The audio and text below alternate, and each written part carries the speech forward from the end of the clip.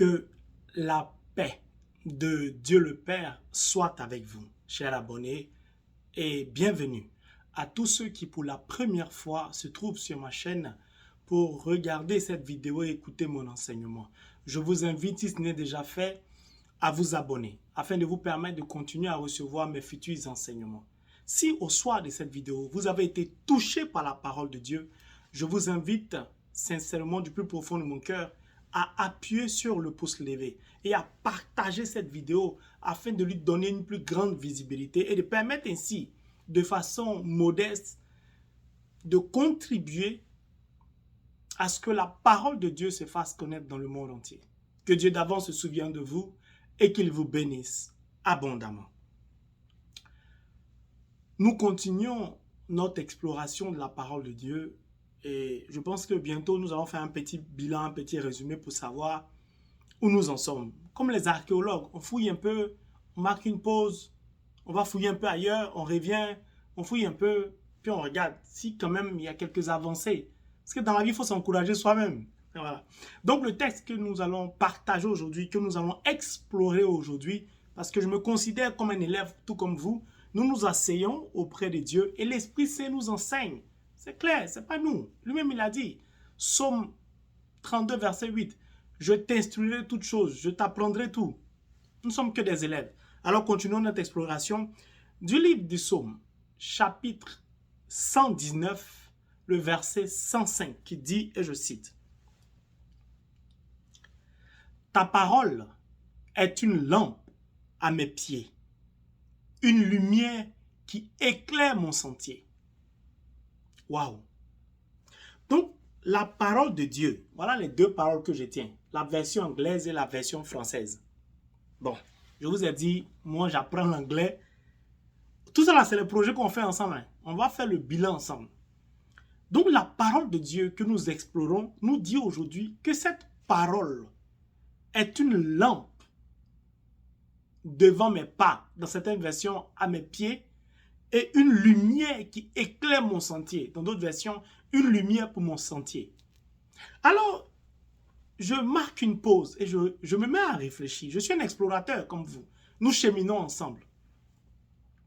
La parole de Dieu qui est marteau, qui est épée, qui est décidément commence à m'intriguer parce que je perce véritablement les mystères. La parole de Dieu est en train de me conduire à découvrir qu'elle peut faire beaucoup de choses. On verra par la suite si elle peut tout faire. Mais je pense que nous ne sommes pas loin de découvrir cela. Alors la parole de Dieu aujourd'hui nous dit Dieu est une lumière. Mais une lumière qui éclaire quoi? Qui éclaire mes pas. Et une lumière qui éclaire quoi encore? Qui éclaire mon sentier, c'est-à-dire mon chemin. Alors je me pose la question tout de suite. Si la parole de Dieu est une lumière, et que cette parole a besoin de m'éclairer, d'éclairer mes pas, c'est-à-dire en bas, puis mon chemin, ce qui veut dire que je suis déjà dans l'obscurité. Pour que j'aie besoin de la lumière, il faut que je sois dans l'obscurité. Pourquoi Dieu estime nécessaire pour moi d'être éclairé?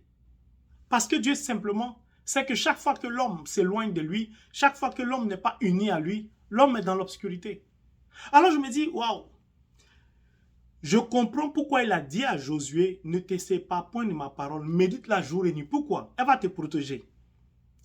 C'est une âme plus puissante que l'âme nucléaire. Elle va te défendre contre tes ennemis. Elle va te donner à manger. Elle va faire un certain nombre de choses. Elle fait la mécanique dans le corps. Elle va te guérir si tu es malade. Josué, tu as maintenant, comme tu vas conduire tout mon peuple pour entrer à Canaan, tu as besoin de lumière. Tu as besoin d'être éclairé. Et c'est encore ma parole.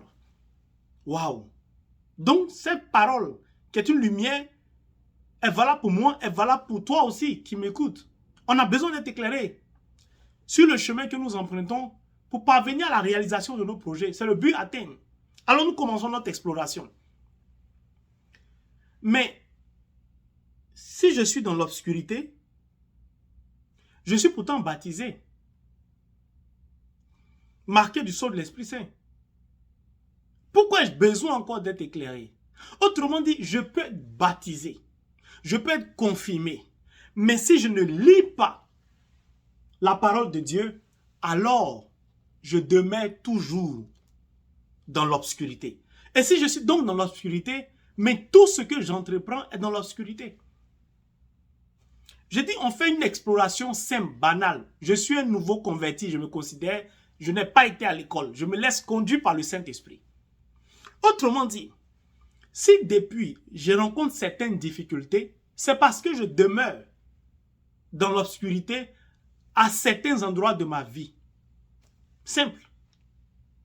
Mais Dieu me dit que si je lis sa parole, franchement, clairement, sa parole va devenir une lumière en moi qui va illuminer mon intérieur et impacter mon extérieur. Mieux, Dieu dit que la parole sera une lumière pour éclairer mes pas et mon sentier. Donc, la lumière va jaillir de là-haut pour éclairer, illuminer mon parcours. Puis, elle sera à mes pieds. Mais pourquoi Dieu a besoin de préciser à mes pieds ou devant mes pas, selon les versions?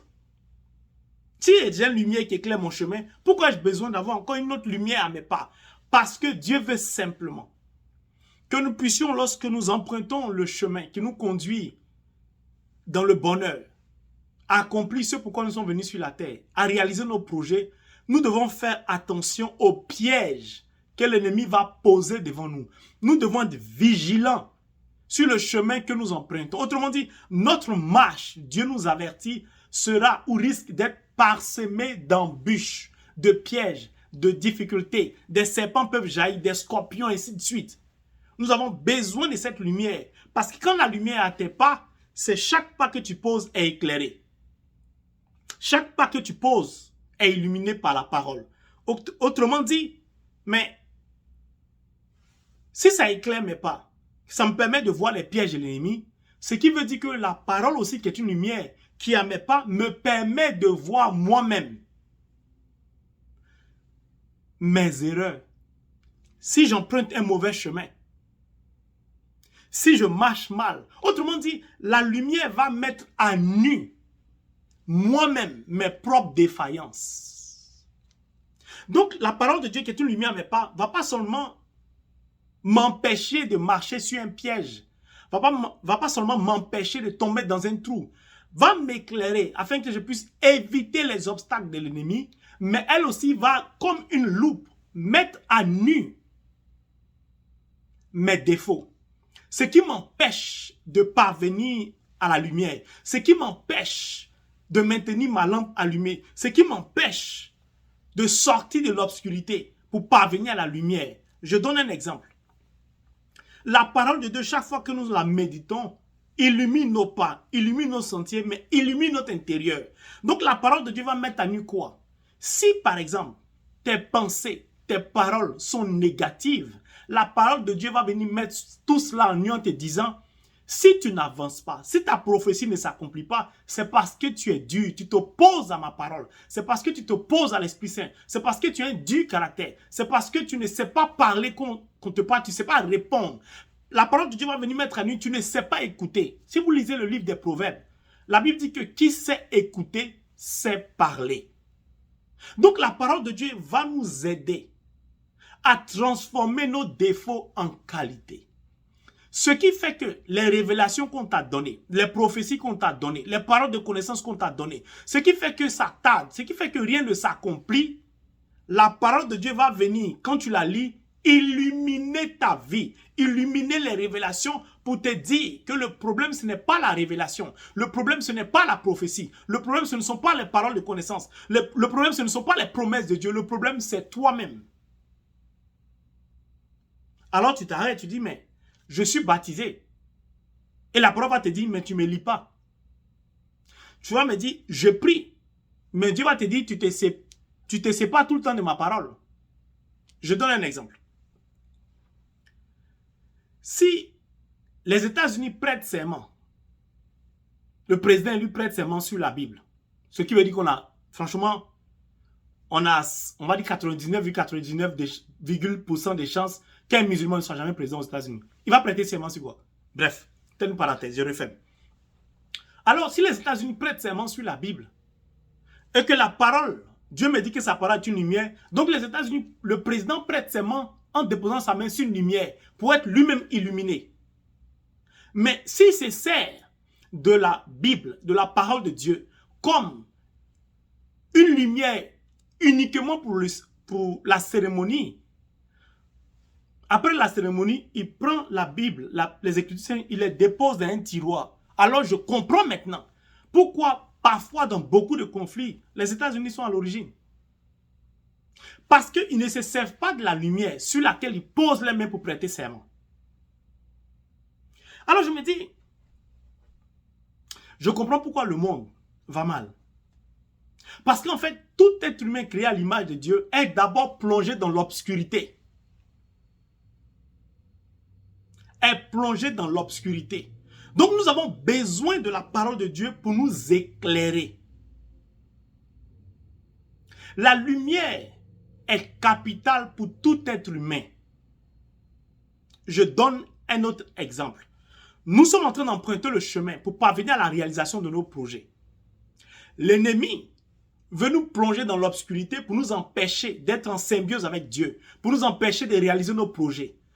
Mais nous aussi, en dehors de l'ennemi, nous pouvons nous-mêmes nous auto-enfermer dans l'obscurité par nos choix, par nos pensées, par notre attitude, par notre comportement, par notre mauvaise foi.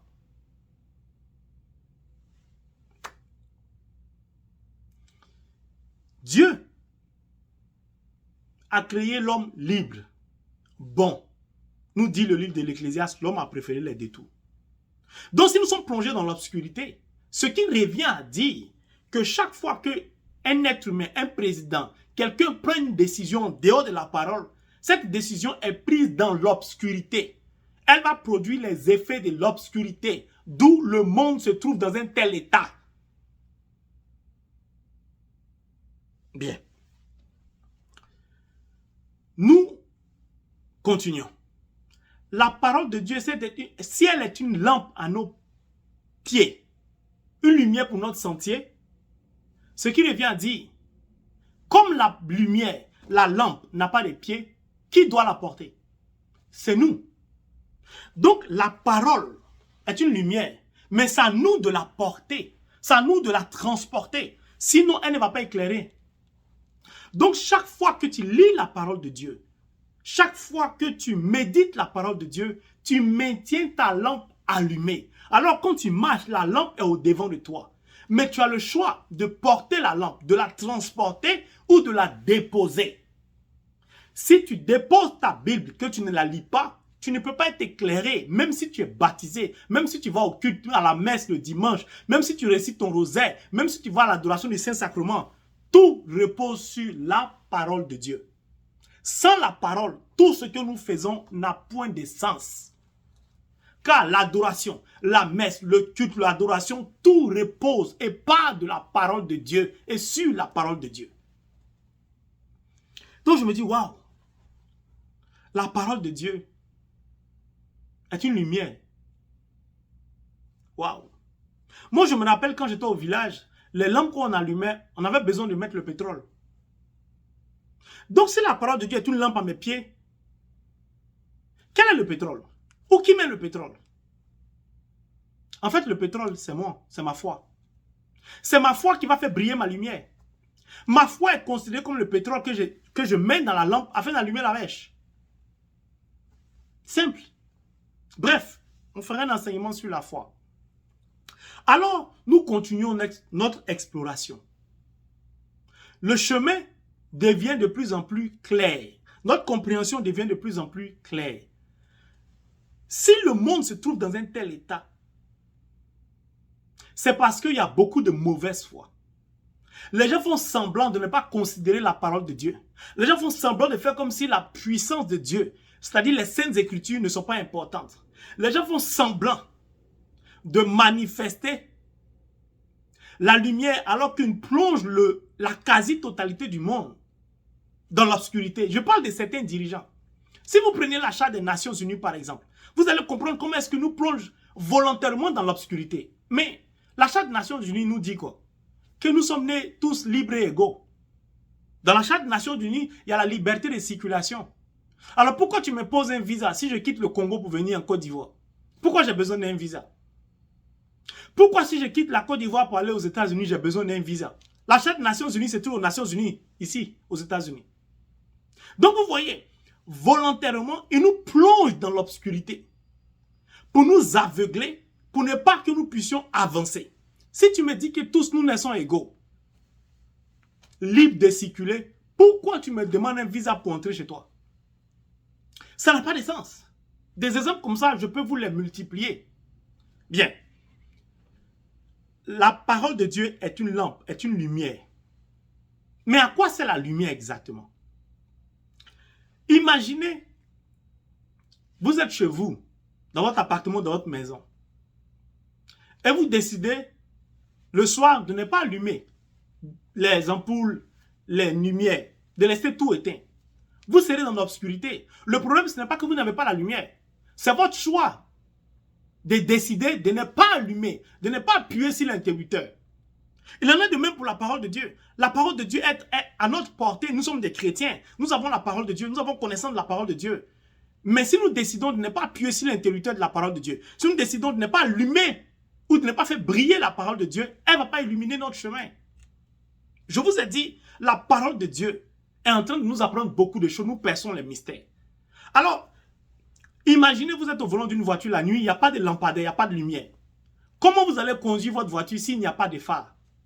Et beaucoup de chrétiens sont comme une voiture sans phare, sur un chemin où il n'y a pas de lampadaire. Des chrétiens qui ne lisent pas la Bible et qui passent leur temps à sombrer dans des difficultés. Mon but aujourd'hui, en tout cas cette chaîne que Dieu m'a demandé de créer, est pour aider les chrétiens à sortir de leurs difficultés. C'est pour ça que je touche les points qui empêchent beaucoup de chrétiens de parvenir au bonheur. Alors, mais la parole de Dieu, qui est comme une lumière, si votre voiture n'a pas de phare, vous ne pouvez pas conduire. De même, si vous voulez passer une belle fête avec votre épouse ou bien votre partenaire, mais vous allumez des bougies, dîner chandelle, la soirée, on appelle ça soirée romantique, n'est-ce pas? C'est la lumière. Donc la lumière produit l'amour, la lumière produit le bonheur, la lumière donne l'espoir, la lumière éclaire. Donc je comprends maintenant pourquoi Dieu dit ma parole est esprit, ma parole est vérité.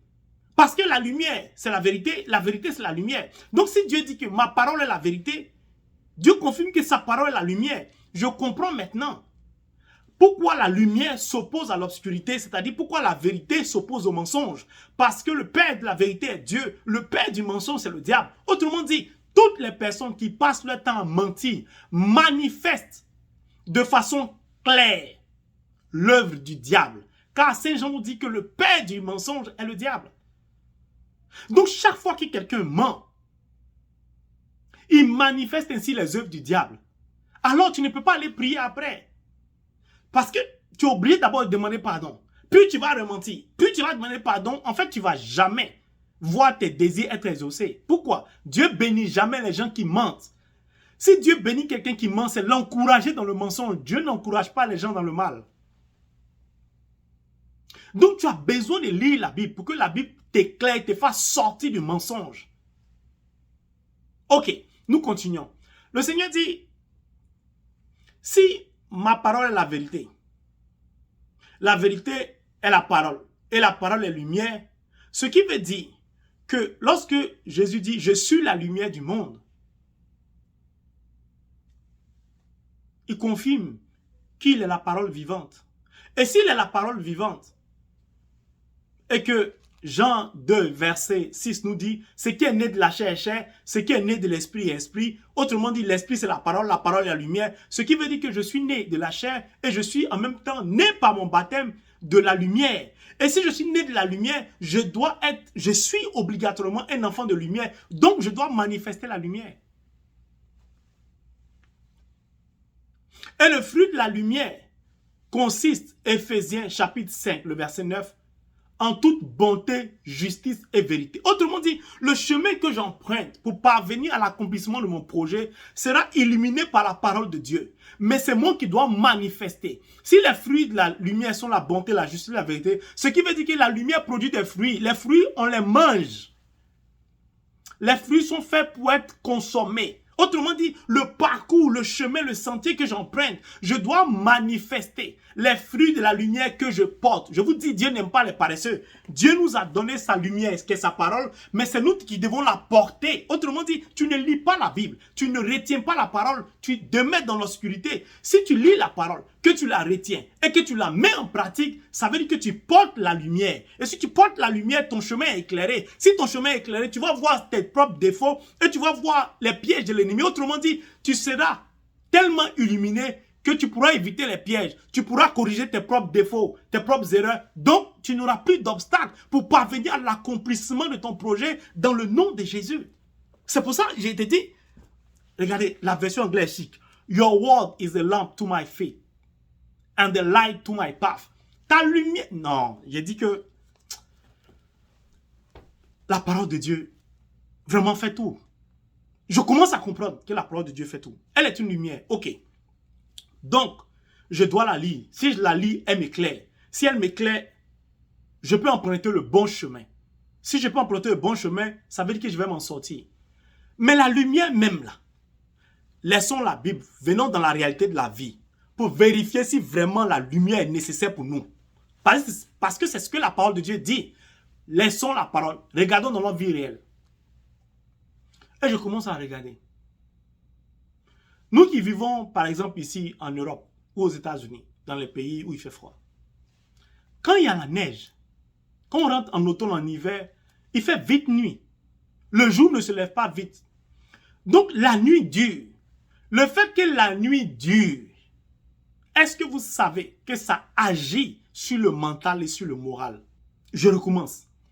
Le fait que nous vivons dans des pays où il y a l'hiver, il y a l'automne, ces saisons qui font que le jour ne dure pas, cela agit sur notre mental et impacte notre vie réellement.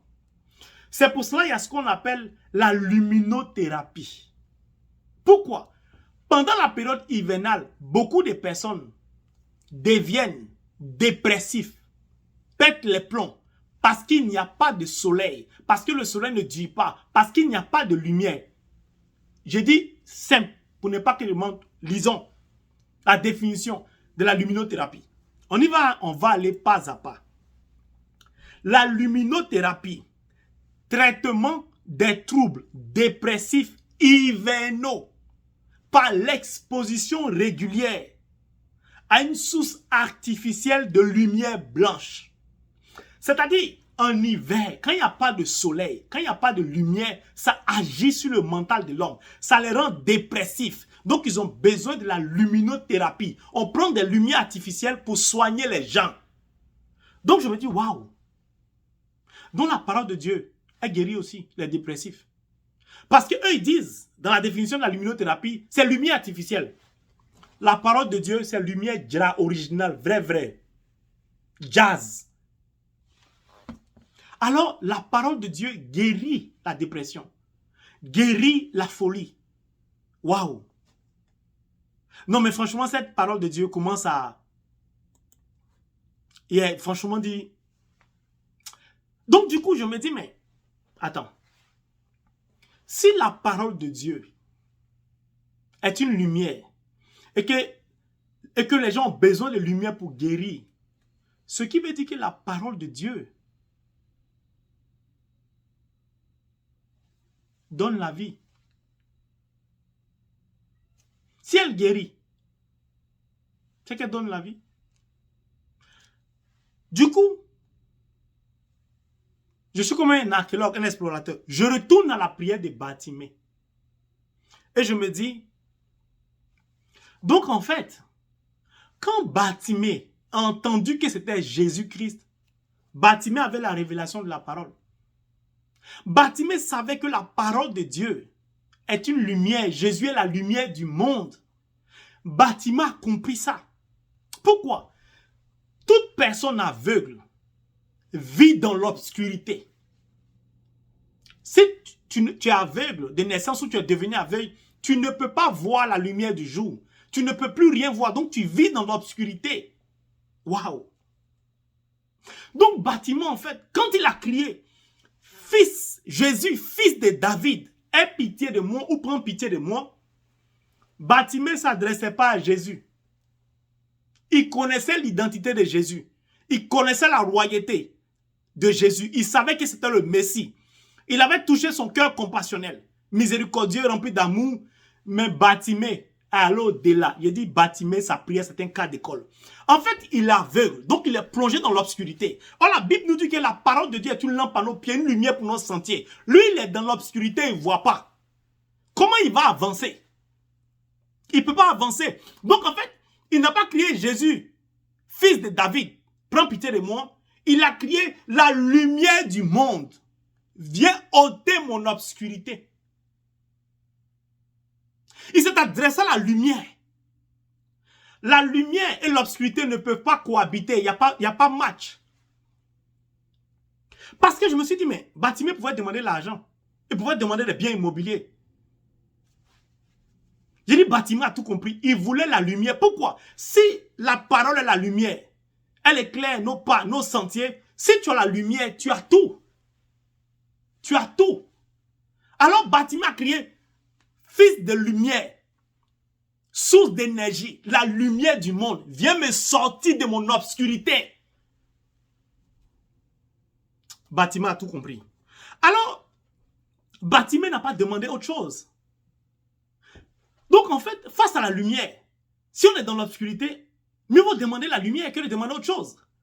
Alors je commence à comprendre. Si on cherche la lumière, ça veut dire qu'il est bien matériel normalement. Doit pas être notre priorité absolue, pas qu'elle soit pas nécessaire. Alors je me souviens que je suis parti à l'école. Et à l'école, j'ai étudié high school. Au lycée, j'ai étudié, enfin, on a étudié la philosophie. La philosophie, il y a un cours qui m'est revenu quand je parcourais, j'étais dans mon exploration avant de faire l'enseignement. Et je suis tombé sur, j'ai dit, mais, il y a un gars on a étudié là. C'est un philosophe. Et je me suis rappelé de ça.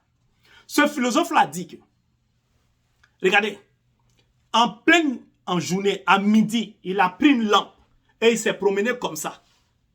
En Grèce, il battait à Athènes, comme ça. Donc, ceux qui le voient disent, mais tu as quel problème? Écoutez bien ce que ce philosophe dit. Ce philosophe dit que il est à la recherche de l'homme avec grand H.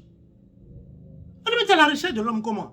Il dit qu'il est à la recherche de l'homme honnête sur la terre. Il n'y en a pas. Ce philosophe s'appelle Diogène. Je me suis rappelé de lui en parcourant la Bible. Je dis, waouh, cet homme-là, quand on disait qu'il était fou, parce que c'était le qualifié de chien, c'est un grand philosophe. Aujourd'hui, beaucoup de personnes s'inspirent de lui. Diogène de Sinope, on l'appelle.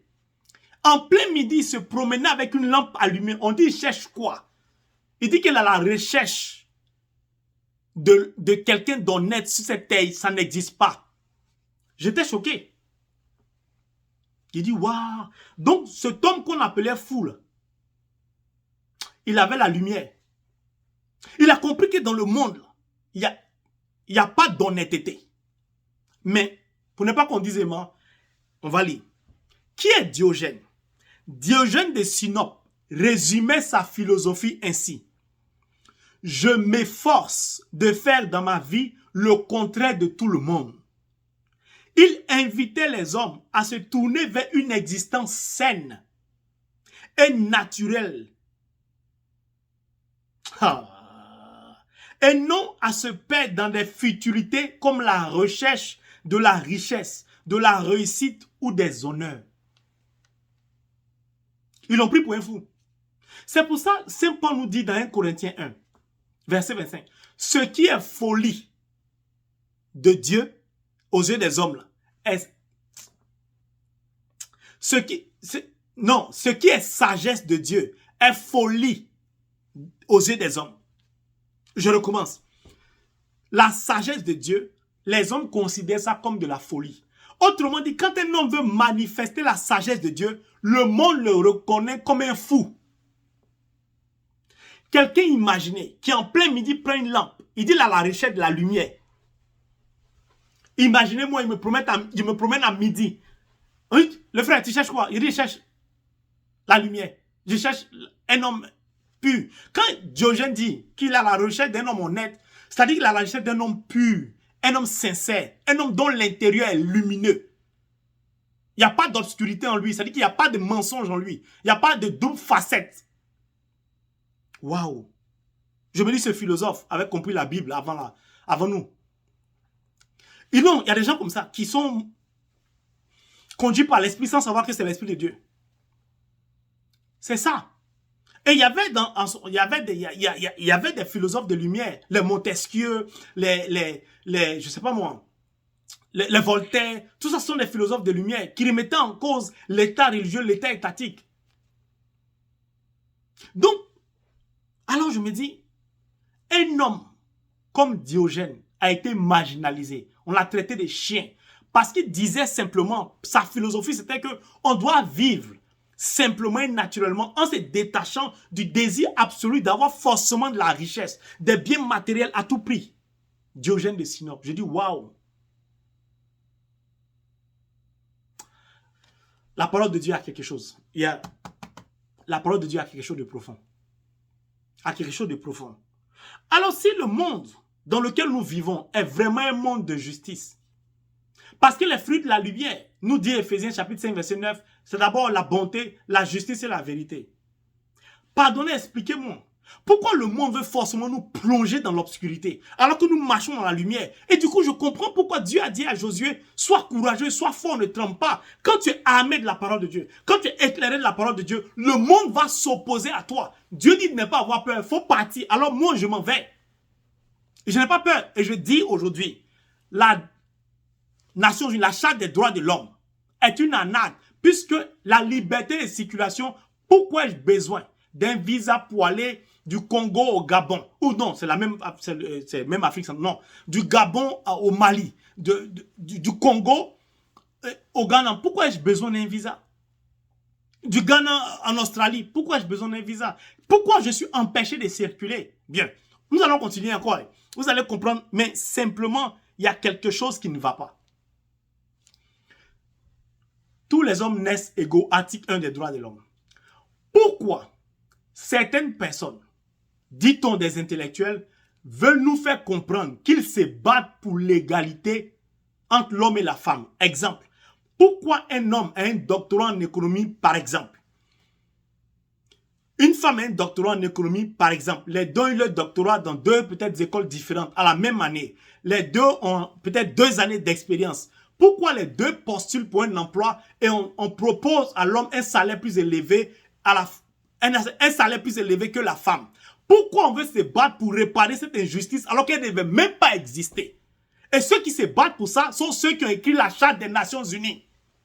Donc ils sont conscients de ça. C'est pour ça que je vous disais, la parole de Dieu va nous aider à comprendre pourquoi il n'y a pas de femmes qui gouvernent dans ce monde. Pourquoi elles ne sont pas beaucoup? En fait, les gens mettent des systèmes pour nous empêcher d'évoluer. Si tu dis que tous les hommes naissent égaux, femmes comme garçons, à diplôme égal, salaire égal, pourquoi ce jeu? Ok, on y va encore d'un autre exemple. Qui fixe le prix du pétrole? Qui fixe? 4,40 là, ce ne sont pas les hommes qui font monter, qui font descendre. Ce sont des hommes qui manipulent le marché. Pourquoi on manipule le marché? Je ne comprends pas. La parole de Dieu est censée nous éclairer. Nous devons manifester les fruits de la justice. Qu'est-ce qui se passe? L'Afrique est le continent où il y a plus de soleil. Pourquoi on mène des sociétés énergétiques? Je ne vais pas citer le nom pour ne pas faire de publicité. Pourquoi on ne met pas des panneaux solaires? Pourquoi on ne développe pas des panneaux solaires sur chaque maison pour que personne ne puisse payer l'électricité, pour que l'environnement soit safe, soit naturellement l'écologie? Ils se réunissent. Ils ont connaissance de toutes ces choses pour parler d'écologie. Mais les plus gros pollueurs au monde sont les pays les plus industrialisés au monde. Ils le savent. C'est eux qui détiennent toutes ces industries. Pourquoi c'est eux qui veulent faire semblant? Pourquoi ils veulent nous plonger dans l'obscurité en nous faisant comprendre qu'eux ils se battent pour l'écologie alors qu'ils savent que c'est eux qui polluent? Combien de navires on n'a pas arrêté dans la mer qui venaient des grandes puissances pour aller déverser dans les pays pauvres? Dit-on, on a payé ces pays. Tu peux payer un pays pour accueillir la saleté? Donc toi, tu veux dans ton environnement sain polluer. L'homme n'est pas intelligent. Quand tu pollues un autre pays, mais c'est la nature, les oiseaux vont migrer, ça va revenir. Ça n'a pas de logique. C'est pour ça que j'aime la création, j'aime la nature, j'aime la forêt. Regardez comment la forêt, la nature se recycle seule. Vous imaginez le nombre d'animaux qu'il y a dans la forêt? Il n'y a pas d'université, il n'y a pas de vétérinaire, il n'y a pas de femmes de ménage, il n'y a pas d'hommes de ménage, il n'y a personne. Mais la nature se recycle seule. La nature nous enseigne qu'on peut se recycler. On peut sauver notre environnement. Si on ne veut pas se détruire nous-mêmes. Il y a un pays scandinave, si ma mémoire est bonne, le Danemark ou la Norvège. Mais ils prennent, quand vous allez faire vos besoins de toilette, les canalisations qui recueillent l'eau des besoins de ce que nous partons dégager quand nous voulons aller aux toilettes là. Ils ont pris ça, ils ont construit une entreprise qui a produit du gaz et c'est ce qu'ils utilisent pour les bus comme carburant de bus. C'est-à-dire que gaz naturel, ça ne pollue pas. Tout le monde sait ça. Pourquoi personne ne veut généraliser ce genre de pratiques? Parce que ceux qui, dit-on, gouvernent le monde veulent nous plonger dans l'obscurité. Ils veulent nous maintenir dans un système de domination que je dénonce. La lumière doit nous éclairer. C'est pourquoi Dieu a dit d'être fort. Un autre exemple. Quand moi, mon enfant va à l'école, l'école est faite pour apprendre à lire, à écrire et à compter. Chacun est libre de ses choix. Deutéronome, j'ai déjà fait l'enseignement 10, verset 19. Dieu a créé tout le monde libre. Tu es libre d'être LGBT, d'être homosexuel, gay, tout ce que tu veux, tu es libre. Je suis libre aussi de ne pas être comme toi, d'être hétéro, d'aimer la parole de Dieu. Tu es libre de ne pas l'aimer. Chacun a son chemin. Je ne vais jamais débattre là-dessus. Ce que je ne comprends pas et je n'accepte pas, pourquoi tu veux imposer aux enfants à l'école la sexualité et apprendre aux enfants à bas âge qu'il ne doit pas avoir d'hommes ni de femmes. L'être humain est un genre neutre. D'où est-ce que tu as vu ça? C'est une minorité de personnes veut imposer leurs désirs, leurs pratiques au monde entier. Là, je suis contre. Et la parole de Dieu m'aide à voir cela. Tu es libre de ta pratique personnelle. Mais ériger ça en une pratique éducationnelle, je conteste cela vigoureusement. Pourquoi? Est-ce que vous savez aujourd'hui que dans certaines compagnies aériennes, mais je dis quand tu fais les recherches, tu es surpris. Dans certaines compagnies aériennes, ils ont décidé d'arrêter de dire, quand tu es dans l'avion, ladies and gentlemen, monsieur et madame. Pourquoi? Parce qu'ils disent qu'une minorité de personnes se sent affectées. C'est-à-dire les gens qui ne sont ni hommes ni femmes, qui sont un genre, bon, je ne sais pas comment ils appellent ça. Donc, on ne peut plus dire, dans certaines compagnies, que vous êtes assis dans l'avion, on ne dit plus ladies and gentlemen. C'est comme si moi, j'ai décidé en tant que chrétien catholique d'imposer à tous ceux qui montent dans l'avion pendant le vol de réciter le rosaire, ou bien de réciter les sourates, ou bien une prière juive. C'est comme si j'imposais ma foi à tout le monde. Ça n'a pas de sens. Mais nombreux sont ceux les chrétiens dans le monde, nombreux sont les personnes d'autres confessions religieuses dans le monde. Pourquoi personne n'impose sa volonté?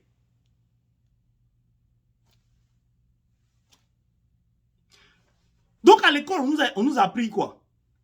Figure de style, métaphore, Paris, la ville lumière. Donc Paris est une ville lumière. Donc une ville éclairée par l'Esprit Saint. Mais comment se fait-il aujourd'hui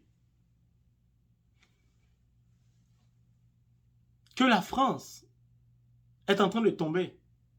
Comment se fait-il aujourd'hui que même si c'est encore rare, de temps en temps, une église est vendue parce qu'il n'y a plus de fidèles, parce que les gens ne font plus de dons.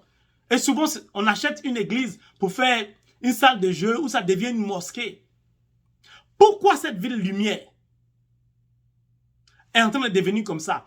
Parce qu'elle a renoncé à la lumière. Si vous n'utilisez pas la lumière, elle ne peut pas vous éclairer.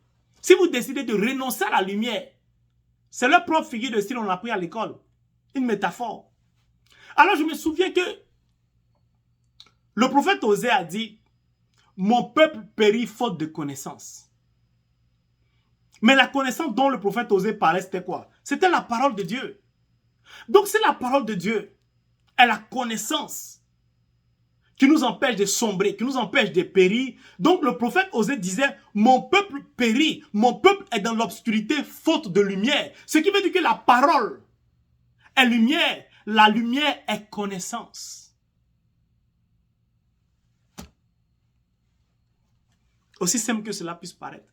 Si la lumière est connaissance, alors je peux dire que le philosophe Diogène partait à la recherche de la connaissance en plein midi. Il a choisi midi, pourquoi? Parce que le soleil frappait.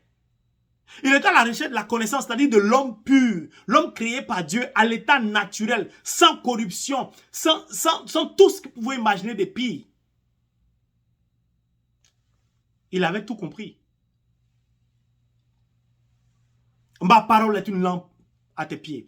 Nous avons besoin de lire la parole de Dieu afin d'être éclairés dans tout ce que nous faisons. Car la parole de Dieu va nous éclairer, va mettre à nu nos difficultés, nos défauts. La parole de Dieu va nous éviter les pièges de l'ennemi, va illuminer nos sentiers afin que nous puissions parvenir à atteindre nos buts. Mes frères et mes sœurs, c'est cet enseignement que je voudrais partager avec vous. Le monde veut nous plonger dans l'obscurité. Nous devons nous y opposer avec la parole de Dieu. C'est une arme pour nous défendre. Et je dénonce ces pays où il y a beaucoup d'écoles qui se créent à longueur de journée, des diplômes qui sont inventés, qui 2, 3 années après ou 5 années après sont supprimés, plongeant ainsi toute une génération diplômée de BTS ou de master dans ces domaines à être sur le carreau. Je vous dis sincèrement la vérité, ça fait mal. Combien de personnes n'ont pas eu un BTS qui n'existe même plus aujourd'hui? Pourtant, il n'y a même pas 50 ans. Pourquoi on peut laisser des écoles avoir pignon sur rue dont les diplômes ne sont même pas reconnus? Les gens font exprès de nous plonger dans l'obscurité. La connaissance est la lumière. La lumière est la connaissance. C'est pour ça que nous avons besoin d'être éclairés par la parole de Dieu, afin de parvenir à réaliser nos buts. Et nous y sommes. Et nous allons y parvenir dans le nom de Jésus. Que Dieu vous bénisse et que notre exploration continue de plus belle. Amen.